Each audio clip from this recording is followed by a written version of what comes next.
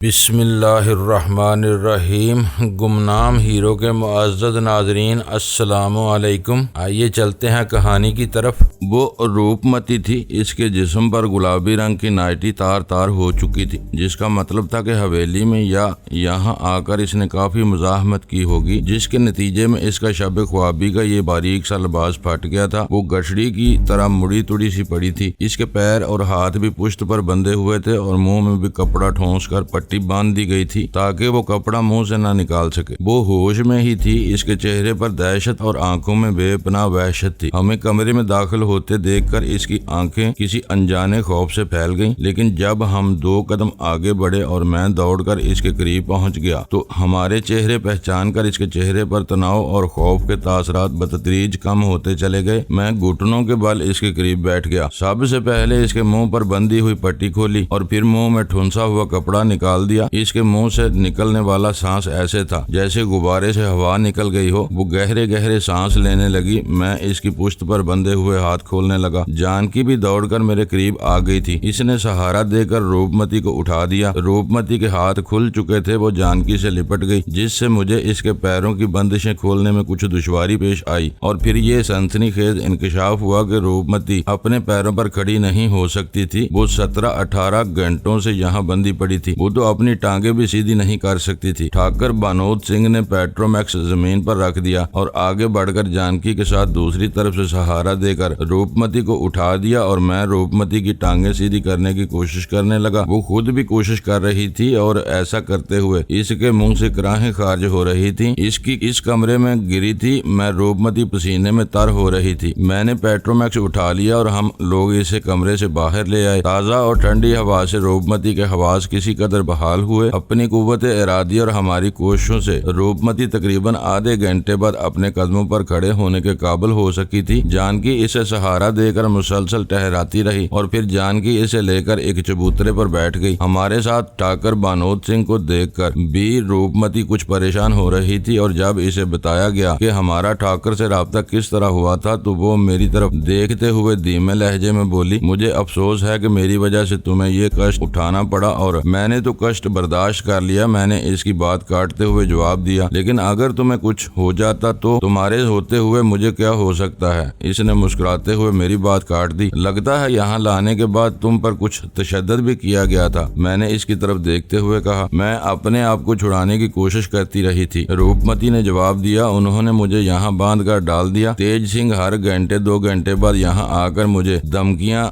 दे के अगर इसके मुन्ना को कुछ हो गया तो वो मेरे भी टुकड़े करके कुत्तों को डाल देगा। कभी वो मुझे एक आध ठोकर भी मार देता। इसे अपने मुन्ना की ज्यादा फिक्र थी। इसने आज दिन में किसी को शहर भेजकर किसी डॉक्टर को भी बुलाया था। वो लोग मुझे 4 बजे के करीब यहाँ लेकर आए थे। इस वक्त से अब तक एक घूंट पानी भी नहीं दिया गया। यहाँ मेरा दम घुटता रहा। एक वक्त तो ऐसा भी आया जब मुझे लगा कि मेरा दम घुट जाए और मैं खत्म हो जाऊंगी। अगर तुम लोग ना आ जाते तो वो मुझे मार ही डालता। दरवेश कैसा है, जिंदा है या इसकी मुक्ति हो गई? मेरी बजाय जानकी ने जवाब दिया। तुम लोगों को कैसे पता चला कि मैं यहाँ हूँ? रूपमती ने पूछा। ये एक बहुत लंबी कहानी है। मैंने गहरा सांस लेते हुए जवाब दिया। वो लोग मुझे मुर्दा समझकर छोड़ गए थे और फिर ये मेरी खुशकिस्मती थी कि रात के आखिरी पहर मुंदरी वापस आ गई थी। इसने डॉक्टर राधा को अपनी मदद के लिए बुला लिया। मैं चंद लम्हों को खामोश हुआ, फिर इसे तफसील से सब कुछ बताने लगा। आखिर में मैं कह रहा था, तुम्हें तो ठाकर बानोद सिंह का शुक्रगुजार होना चाहिए। इस मुखलस दोस्त ही की वक्त पर काम आते हैं। अगर ये हमारा साथ न देते तो हमें यहाँ तक पहुँचने में काफी दुश्वारियाँ पेश आती हैं और इस वक्त तक शायद तुम्हारा भी काम तमाम हो चुका होता। मैं वाकई शर्मिंदा हूँ, मैंने दोस्तों की कदर नहीं की। रूपमती ने ठाकर बानोद सिंह की तरफ देखते हुए कहा। इसके लहजे में नदामत थी। शर्मिंदगी का इजहार बाद में कर लेना। ठाकर ने पहली मर्तबा जुबान खोली। हम सारी रात यहाँ नहीं बैठे रह सकते। एक लाश यहाँ पड़ी है और 2 कैदी भी यहाँ मौजूद हैं। अभी हमें शहर जाकर पुलिस से भी निपटना है। पुलिस? रूपमती का चेहरा धुआं हो गया। घबराने की जरूरत नहीं, ठाकर ने कहा। वो लोग जबरदस्ती तुम्हारे घर में घुसे थे और तुमने अपने दिफा में गोली चलाई थी और फिर दरमेश की लाश तुम्हारी हवेली में दरियाफ्त नहीं हुई। वो मीलों दूर यहाँ आकर मरा है। तुमने कानून को हाथ में नहीं लिया था। वो डॉक्टर भी इस बात का गवाह है कि इसने दरमेश को यहाँ पर जख्मी हालत में देखा था। इसके जख्म से गोली निकाली थी और इसका इलाज करने की कोशिश की थी, लेकिन वो मर गया। जुर्म इन्हीं पर साबित होता है। वही तुम्हें अगवा करके भी ले गए थे। तुम डरो नहीं, मैं तुम्हारे साथ हूँ।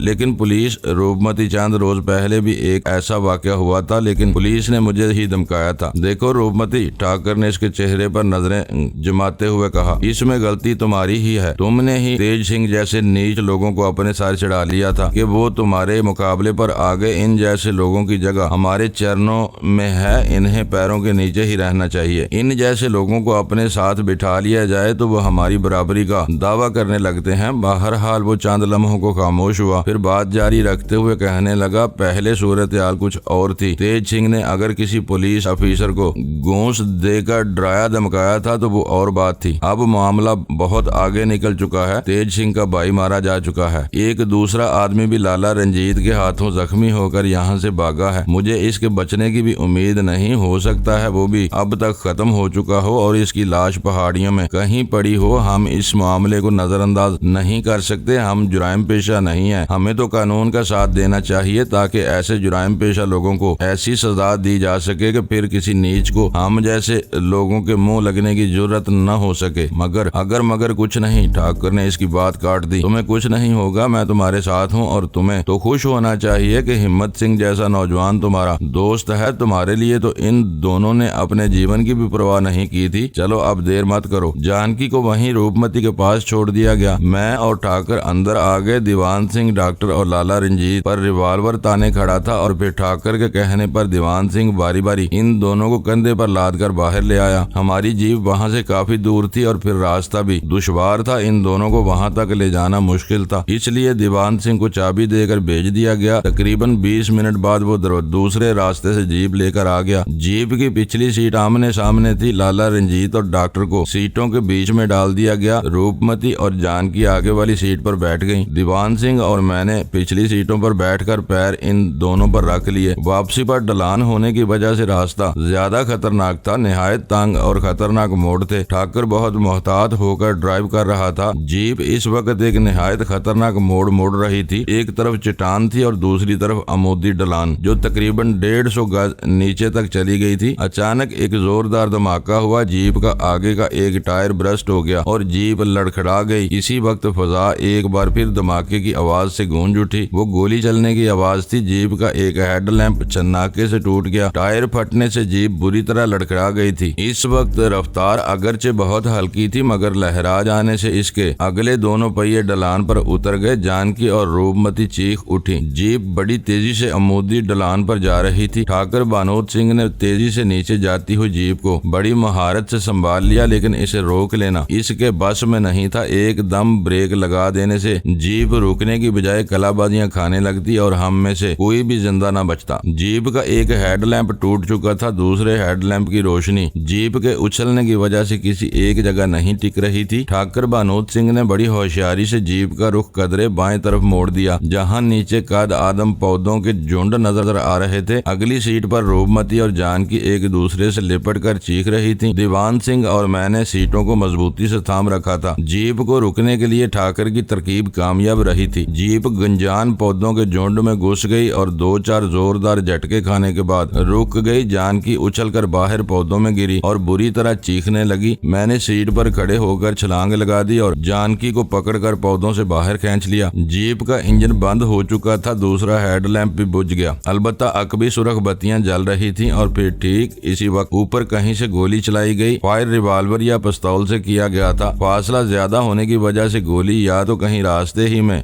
दम तोड़ गई थी या किसी और तरफ निकल गई थी। ठाकर ने अकबी सुरख बत्तियां भी बुझा दी और छलांग लगाकर नीचे उतर गया और तेजी से घूमकर इसने रूपमती को भी नीचे उतार लिया और इसे खींचता हुआ एक तरफ गुंजान पौधों के पीछे ले गया। इसके साथ ही वो चीख कर कह रहा था, हिम्मत सिंह इस तरफ आ जाओ। दीवान सिंह तुम भी जल्दी करो। मैं जानकी को खींचता हुआ इस तरफ ले गया। दीवान सिंह भी जीप से छलांग लगाकर वहां पहुंच गया। जानकी हौले हौले कराहते हुए अपने जिस्म के मुख्तलिफ हिस्से सहला रही थी। वो जब जीप से कांटेदार झाड़ियों में गिरी थी और कुछ दूर तक लुढ़कती चली गई थी। कांटों ने इसके जिस्म को उधेड़ कर रख दिया था। तुम लोग यहीं रुको, मैं अभी आता हूँ। ठाकर बानोद सिंह ने रूपमती को जानकी के करीब लाकर छोड़ दिया और जीप से पिस्तौल निकालकर एक तरफ दौड़ता चला गया। चांदनी में कुछ दूर तक इसका हेबला दिखाई दिया और फिर वो निगाहों से ओझल हो गया। जीप के पिछले हिस्से में फर्श पर पड़े हुए लाला रंजीत और डॉक्टर बुरी तरह चीख रहे थे। इनके हाथ पैर बंधे हुए थे और जाहिर है जीप को झटके लगने से इन्हीं चोटें भी लगी हुई होंगी। दीवान सिंह दौड़ता हुआ जीप के करीब पहुंच गया और ऊपर चढ़कर इन दोनों पर ठोकरें बरसाने लगा। फिर इसकी गुर्राती हुई आवाज सुनाई दी, अब अगर किसी के मुंह से आवाज निकली तो गोली उतार दूंगा खोपड़ी में साले हरामी। इसके बाद इन दोनों की बोलती बंद हो गई थी। 10-15 मिनट गुजर गए, फिर अचानक ही ऊपर चट्टानों में फायरिंग की आवाज सुनाई देने लगी और फिर खामोशी छा गई। आधा घंटा और गुजर गया और फिर ठाकर बानोद सिंह वापस आ गया, भाग गया। वो अपने फूले हुए सांस पर काबू पाने की कोशिश करते हुए बोला, शहर अब भी यहाँ से कई मील के फासले पर है, अब हमें पैदल ही जाना पड़ेगा। जीप के पीछे एक फालतू टायर तो पड़ा हुआ है हुक्म। दीवान सिंह ने कहा, हुक्म करो तो मैं 2 मिनट में टायर बदल दूंगा। टायर तो तब्दील हो जाएगा मगर अंधेरे में जीप को इस खतरनाक रास्ते पर उतारना मुमकिन नहीं होगा। जीप के बारे में सुबह सोचा जाएगा, इस वक्त तो पैदल ही चलना पड़ेगा। वो खामोश होकर मेरी तरफ देखने लगा, फिर बोला, वो छतरियां यहाँ से ज्यादा दूर नहीं है, इनके करीब ही गणेश का एक छोटा सा मंदिर भी है, वहाँ लोग आते रहते हैं, शायद कोई बंदोबस्त हो जाए। छतरियों से तुम्हारी क्या मुराद है? मैंने जानकी का हाथ पकड़कर इसके साथ चलते हुए पूछा। राजों का मरगट यानी कब्रिस्तान, ठाकर ने जवाब दिया। दरअसल हर राजा की कब्र मेरा मतलब है जहाँ इसकी चिता जलाई जाती थी। इस पर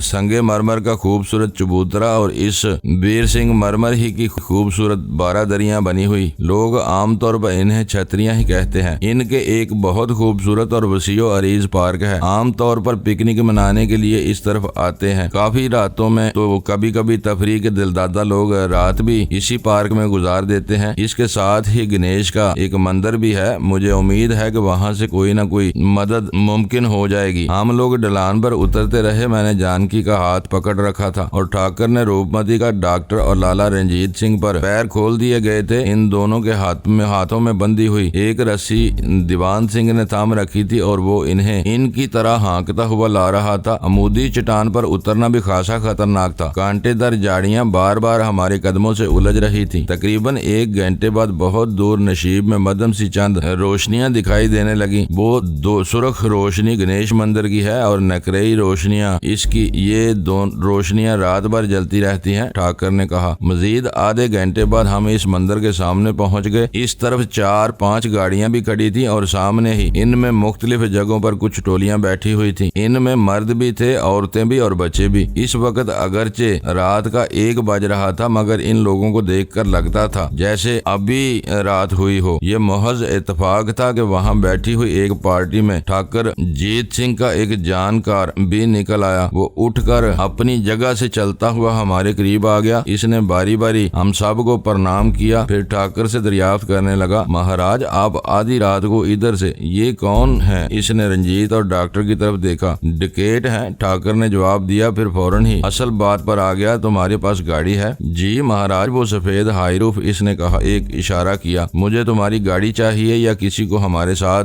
भेज दो जो हमें शहर छोड़कर गाड़ी वापस ले आए, ठाकर ने कहा। मैं खुद आपके साथ चलता हूँ ठाकर जी, इस शख्स ने जवाब दिया और अपने साथियों की तरफ चला गया। चंद मिनट बाद हम सब इस हाईरूफ वैन में बैठे हुए थे। वही शख्स खुद ड्राइव कर रहा था और ठाकर इससे बातें कर रहा था। तकरीबन 1 घंटे बाद वैन पुलिस हेडक्वार्टर के गेट में दाखिल हो रही थी। रूपमती एक साबिक राजा की बेटी थी और ठाकर बानोद सिंह का ताल्लुक भी शहर के एक मुअज़्ज़ज़ खानदान से था। हेडक्वार्टर में हलचल सी मच गई। ठाकर ने डॉक्टर और लाला रंजीत को एक ऑफिसर के हवाले कर दिया। पुलिस ने इस मामले को काफी संजीदगी से लिया था। 1 घंटे के अंदर अंदर पुलिस कमिश्नर भी हेडक्वार्टर पहुंच गया। हम सुबह 5 बजे से पहले वहां से फारिग नहीं हो सके थे। इस दौरान में रूपमती ने अपनी हवेली फोन करके तारा सिंह को बता दिया था कि वो पुजारो लेकर आ गया। जब हम लोग पुलिस हेडक्वार्टर से रवाना हुए तो दिन की रोशनी फैल रही थी और सड़क पर ट्रैफिक की आमदोरफ्त शुरू हो चुकी थी। पुजारो जैसे ही जवाहरलाल नेहरू मार्ग वाले चौक पर मुड़ी, बाएं तरफ से एक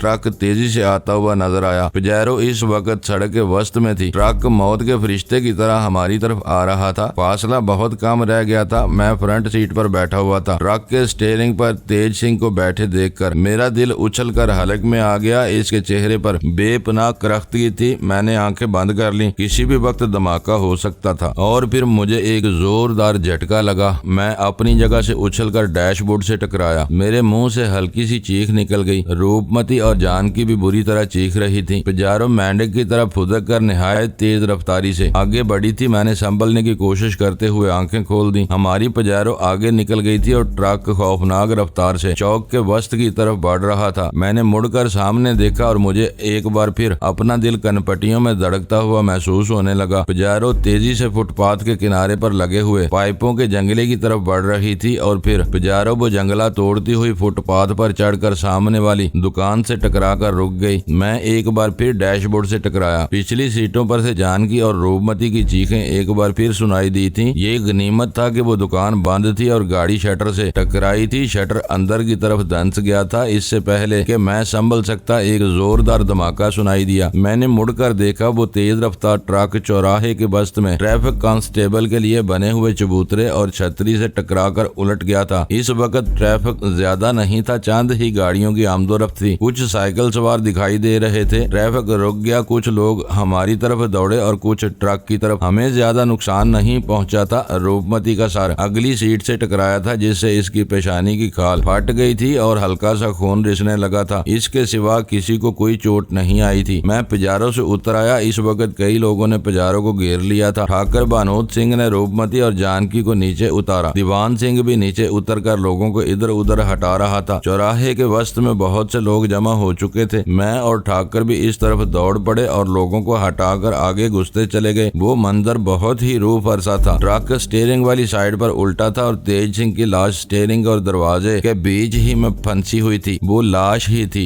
इसमें जिंदगी की कोई रमक नजर नहीं आती थी। चेहरा खून से तर था। गर्दन मुड़ी हुई थी। साफ जाहिर हो रहा था कि गर्दन की हड्डी टूट गई थी। पुलिस सायरन की आवाज सुनकर लोग इधर उधर हो गए और चंद सेकंड बाद पुलिस की जीप वहां आ रुकी। पुलिस की मुदाखलत के बाद जल्द छुटकारे की तो उम्मीद नहीं थी। जानकी और रूपमती को दीवान सिंह के साथ भेज दिया गया और हमें 8 बजे से पहले पुलिस से निजात नहीं मिल सकी थी। तारा सिंह भी दीवान सिंह के साथ ही चला गया। तेज सिंह की लाश जब एम्बुलेंस में डाली जा रही थी, मैंने आखिरी मर्तबा इसकी तरफ देखा। इसका चेहरा भयानक हो रहा था। इंतकाम की आग में जलता हुआ वो शख्स नरक की आग में पहुंच गया था। हमारा वो दिन बहुत बुरा गुजरा था। ठाकर बानोद सिंह मेरे इसरार पर वहीं रह गया। नाश्ता करके वो तो सो गया और हम अब तक बातें करते रहे। रूपमती भी अपने कमरे में जाकर सो गई। रात भर जागने और भाग दौड़ से मुझे बुरी तरह थकन तो हो ही रही थी, लेकिन हैरत की बात थी कि नींद आंखों से कोसों दूर थी। कोशिश के बावजूद मैं आंखें बंद नहीं कर सका था। और फिर इसी शाम मैं और जानकी पंडित मुरलीधर की तलाश में निकल खड़े हुए। मेरे जिस्म में बेशुमार चोटें आई। कोई और होता तो वाकई कई रोज तक बिस्तर से न उठता। मैंने ची की कुव्वत से अपनी तकलीफ पर काबू पा रखा था। मैं भी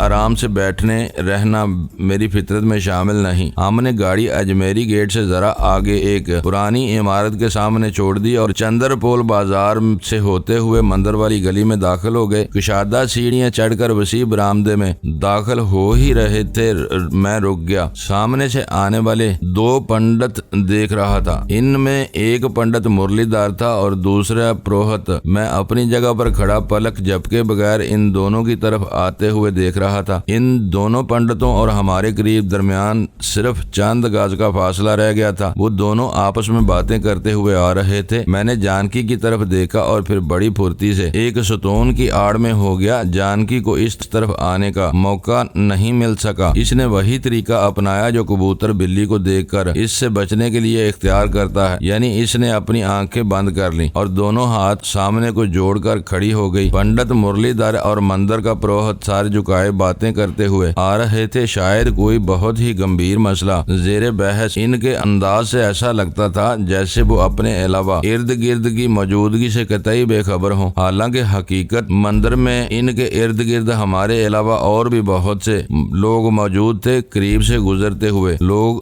दोनों हाथ इन्हें प्रणाम कर रहे थे, मगर इनकी तवज्जो किसी तरफ नहीं थी। इसी इन्हमाक की वजह से वो दोनों अपने सामने खड़ी हुई जानकी को भी नहीं देख सके और बेध्यानी में पंडित मुरलीधर जानकी से टकरा गया। जानकी लड़खड़ा गई, लेकिन इसने आंखें तो न खोली और न ही हाथ जुड़े हुए हाथ अलग किए। वो इस तरह खड़ी रही, इनकी प्रार्थना करते हुए दुनिया और माफिया से बेखबर हो। बदजात मुरलीधर भी इससे टकरा कर लड़खड़ा गया था, लेकिन वो जल्दी संभल गया और रवायती अंदाज में दोनों हाथ जानकी की तरफ जोड़कर बोला, माफ करना देवी जी, मैं अपने ध्यान में। वो यकायक खामोश हो गया। इसके चेहरे पर एकदम तनाव नुमाया हो गया। इसकी आंखों में सुर्खी कुछ और गहरी हो गई। वो फटी उल्टी हुई नजरों से जानकी की तरफ देखने लगा, जो अब भी आंखें बंद किए और हाथ जोड़े खड़ी जेरे लब कुछ बदबदा रही थी। मैं सुतून की आड़ में खड़ा इसी तरफ देख रहा था। पंडित मुरलीधर ने सिंगापुर में भी जानकी को देखा था। इन दिनों वो रंगीन शर्ट पहना करती थी, जबकि इस वक्त वो सुनहरी बॉर्डर वाली खूबसूरत और कीमती साड़ी पहने हुए थी। बाल खूबसूरत समरे हुए थे, कानों में अवेजे और माथे पर बिंदिया चमक रही थी। इसमें भी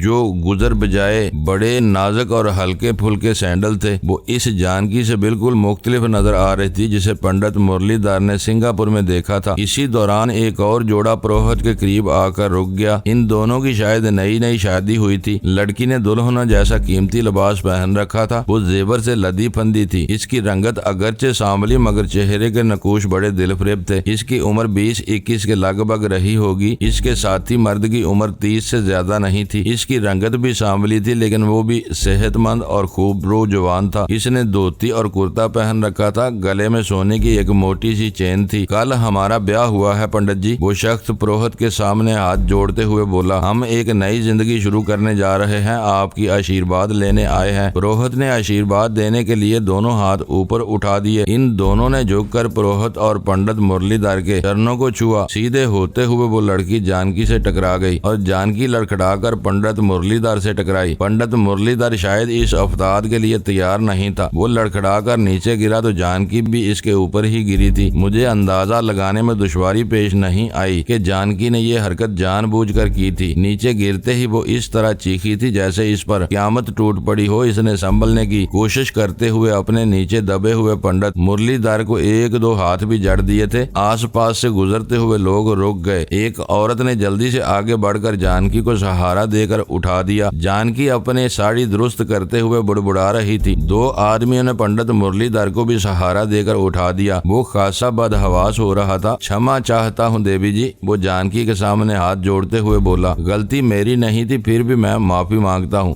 मर्द चाहे देवता के रूप में हो या पंडित के रूप में, अपनी गलती कभी नहीं मानता। जानकी के लहजे में नागवारी का तासर नुमाया था। मैं यहाँ खड़ी भगवान से प्रार्थना कर रही थी तो तुम इस वक्त मुझसे टकराए थे। मर्द चाहे देवता का रूप भी धार ले तो इसका मन मैला ही रहता है, और वो माफ कर दो देवी जी, पंडित मुरलीधर बोला। इस वक्त मैं बेध्यानी में आपसे छू गया था और मैंने पहले ही कहा था कि मर्द अपनी गलती कभी नहीं मानता। जानकी ने इसकी बात काट दी। पंडित जी माफी मांग रहे हैं देवी जी, अब क्षमा कर दे इन्हें। करीब खड़े हुए एक आदमी ने कहा। क्षमा कर दिया। जानकी ने इस शख्स की तरफ देखे बगैर जवाब दिया। वैसे पंडित जी से कह दो कि अपनी आंखें खुली रखा करें। मेरी आंखें तो नींद में भी खुली रहती हैं। वैसे लगता है कि मैंने आपको पहले भी कहीं देखा है। पंडित मुरलीधर जानकी के चेहरे पर नजरें जुमाते हुए बोला। जरूर देखा होगा महाराज, जानकी ने जवाब दिया। हम अपने पति की तलाश में 2 साल से पूरे हिंदुस्तान के मंदिरों की यात्रा कर रहे हैं। हमें कहीं हमारा और आपका सामना हो गया होगा। पति की तलाश में मंदिरों की यात्रा? मुरलीधर ने उलझी हुई नजरों से इसकी तरफ देखा। एक भगवान होता तो हम अपनी हवेली में चौकी पर बैठे बैठे प्रार्थना में 2 साल गुजार देते। जानकी ने जवाब दिया। पर हमारे तो कई भगवान हैं, लातादाद देवता हैं। हम इसलिए हिंदुस्तान भर के मंदिरों की यात्रा कर रहे हैं कि कोई भगवान तो हमारी सुनेगा। जानकी की इस बात पर पुरोहित की पेशानी पर बल पड़ गए, लेकिन इसने फौरन ही अपनी कैफियत पर काबू पा लिया और जानकी को आशीर्वाद देने के लिए हाथ उठाते हुए बोला। तेरा पति तुझे मिल जाएगा, अपने मन मैला मत करो। हम जानते हैं तुमने बहुत कष्ट उठाया है, पर अब तेरे मन की आशा पूरी होने वाली है। हम खास तौर पर भगवान से प्रार्थना करेंगे कि तेरा पति तुझे मिल जाए, जल्दी मिल जाए। जो पर वो तुझ जैसी सुंदरी को छोड़कर क्यों चला गया? क्या बताऊं महाराज, जानकी गहरा सांस लेते हुए बोली। वो एक नाचने वाली के चक्कर में फंस गया था। वो शायद मुझसे ज्यादा सुंदर थी। वो इसके साथ भाग गया और मुझे मंदिरों के चक्कर लगाने के लिए छोड़ गया। मिल जाएगा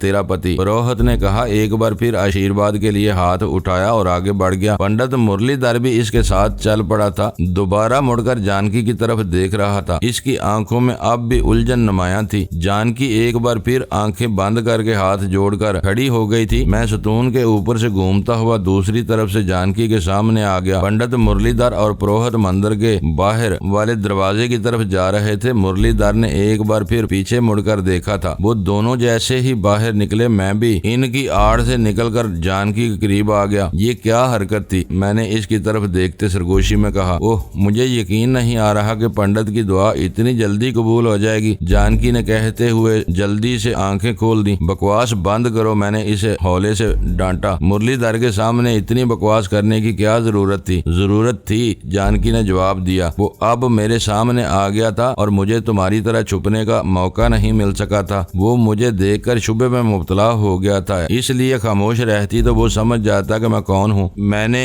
इसलिए ये ड्रामा किया था। ऐसे नफ्सियाती हरबे अक्सर काम कर ही जाते हैं। इसके जहन से ये बात तो निकल गई होगी कि मैं जानकी हूँ जिससे सिंगापुर में टाकरा हुआ था। अब वो जाएगा कि मैं कौन हूँ और 1-2 घंटों बाद वो ये बात भूल जाएगा। लेकिन वो चला गया, अब हम इसे कैसे तलाश करेंगे? मैंने कहा। चिंता मत करो, जानकी मुस्कुराई। वो इसी मंदिर में पुरोहित के साथ कहीं गया है, वापस आ जाएगा। इस दौरान में हम इसके बारे में यहाँ से कुछ मालूमात हासिल कर सकते हैं। मैं जवाब देने की बजाय इधर उधर देखने लगा। मंदिर भी दूसरे मंदिरों की तरह बहुत शानदार था। सतून इतने बड़े थे कि 4 आदमी मिलकर भी एक सतून के हिसार में नहीं ले सकते थे। मंदिर की तामीर में कसरत से इस्तेमाल किया था, बल्कि हकीकत ये थी कि माँ सिवा कोई और चीज दिखाई ही नहीं देती थी। सतूनों पर मीनाकारी का काम इस महारत और नफासत से किया गया कि देखकर हैरत होती थी। ये गणेश देवता का मंदिर था। मरकजी हाल में सामने संगे मरमर का एक बहुत बड़ा चबूतरा था जिस पर गणेश देवता की बहुत बड़ी मूर्ति रखी हुई थी। दीवारों पर और सतूनों पर बड़ी महारत से हिंदुओं के दूसरे देवताओं की मूर्तियां भी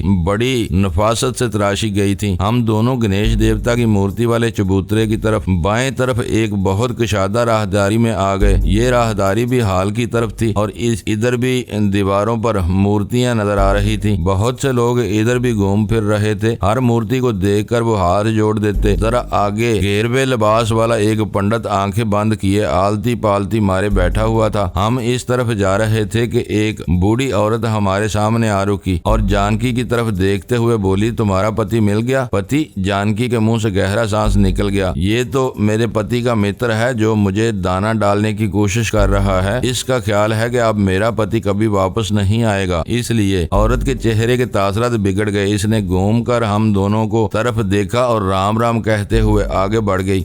तुम अपनी हरकतों से बाज नहीं आओगी? मैंने जानकी को घूरा। हरकत ही में बरकत है, लेकिन अगर तुम थक गए हो तो थोड़ी देर को यहाँ बैठ जाते हैं, जानकी ने मुस्कुराते हुए कहा और मेरे जवाब का इंतजार किए बगैर फर्श पर बैठते हुए पंडित के पास बैठ गई। मैं भी जानकी से 2-4 फुट पीछे हटकर बैठ गया। जानकी ने आंखें मूंद कर दोनों हाथ जोड़कर और जेरे लब कुछ बदबदाने लगी। मुझे समझने में देर नहीं लगी कि वो इस वक्त किसी शरारत के मूड में है। मैं उन आंखों से इसकी तरफ देखता रहा और फिर 1 मिनट बाद ही मेरे ख्याल की तस्दीक हो गई। जानकी ने दोनों हाथ अपने सामने कुछ इस तरह जोड़े हुए थे कि इसकी कोहनियां बाहर को निकली हुई थी। इसने कोहनी से पहलू में बैठे हुए पुजारी के पहलू में टहोका दिया तो इसने चौंक कर आंखें खोल दी और घूर कर जानकी को देखने लगा। स्वामी जी, जानकी के होंठों से सरगोशी निकली। इंसान भगवान से 2 ही चीजें मांगता है, दौलत और खूबसूरत औरत जिनसे जीवन को सुंदर बनाया जा सके। इस वक्त दोनों चीजें तुम्हारे बहुत करीब मौजूद हैं। क्या अंत बक रही हो नारी? पंडित के मुंह से हल्की सी गुराहट निकली। तुम मेरी पूजा को नष्ट कर रही हो और अंट का शंट छोड़ दो स्वामी जी। ये बताओ मैं कैसी लग रही हूँ? जानकी ने डटाई का मुजाहरा करते हुए इसकी बात काट दी। बहुत सुंदर, पंडित के मुंह से बेइख्तियार निकला। तो फिर सोच क्या रहे हो? जानकी बोली। तुम्हें एक अदद सुंदर नारी और दौलत की जरूरत है जिससे तुम अपना जीवन संवार सको और मुझे एक ऐसे मर्द की जरूरत है जो बिला चूंच राम मेरे इशारों पर चल सके। तुम्हारी मतलूबो दोनों चीजें मेरे पास हैं, सुंदरता भी और रोकड़ा भी। अगर तुम ये दोनों चीजें हासिल करना चाहते हो तो मेरे साथ किसी ऐसी जगह चलो जहाँ हमारे सिवा कोई न हो। और सुनो, इनकार करने से पहले अच्छी तरह सोच लेना, लक्ष्मी जीवन में सिर्फ एक बार किसी के दरवाजे पर दस्तक देती है और मैं तो दस्तक दिए बगैर तुम्हारे पास आ गई हूँ। मैं कुन आंखियों से इस पंडित की तरफ देख रहा था जिसके चेहरे पर शदीद उलझन के तासरात उभर आए थे। वो बार बार जानकी की तरफ देख रहा था और फिर जानकी ने अपनी बाहों को हरकत देते हुए इस तरह पहलू बदला कि साड़ी का पल्लू कंधे से नीचे गिर गया। इस मर्तबा पंडित की आंखों में अजीब सी चमक उभर आई। जल्दी फैसला कर लो स्वामी जी, जानकी बुड़बुड़ाई। तुम्हारे पास सिर्फ 1 मिनट रह गया है। 1 मिनट बाद मैं तुम्हारी निगाहों से ओझल हो जाऊंगी, किसी और को तलाश कर लूंगी और तुम जिंदगी भर पत्थर की इन मूर्तियों के सामने हाथ जोड़े बैठे रहोगे और तुम्हें कुछ नहीं मिलेगा। लक्ष्मी को ठुकरा कर तुम जीवन की सबसे बड़ी गलती करोगे और इसी तरह भीख मांगते रहोगे। सोचोगे जल्दी से फैसला कर लो, वरना मैं यहाँ से जाने वाली हूँ। मुझे क्या करना होगा देवी जी? पंडित के होंठों से सरगोशी निकली। लक्ष्मी, मैं लक्ष्मी हूँ, लोगों की किस्मत बदल देती हूँ पलक झपकने की देर में। बोलो तुमने क्या फैसला किया है? जानकी ने कहा। तुम जो बोलोगी मैं करने को तैयार हूँ लक्ष्मी जी। मुझे क्या करना होगा? पंडित बोला। सियाने आदमी हो, जानकी ने कहा। किसी ऐसी जगह चलो जहाँ मेरे और तुम्हारे सिवा कोई ना हो। तो फिर आओ मेरे साथ, पंडित कहते हुए उठ खड़ा हुआ। मुअज़्ज़ज़ नाज़रीन, लाइक करें, शेयर करें और कमेंट्स बॉक्स में पाक आर्मी जिंदाबाद, पाकिस्तान पाइंदाबाद का नारा ज़रूर दर्ज करके अपने मुल्क पर फ़ख्र करें और पाकिस्तान की बुनियादें मजबूत करने में अपना किरदार अदा करें। वीडियो देखने का शुक्रिया। मुअज़्ज़ज़ नाज़रीन, अपना ख्याल रखिएगा और हमारे चैनल का भी। ISI पाक आर्मी जिंदाबाद, पाकिस्तान पाइंदाबाद।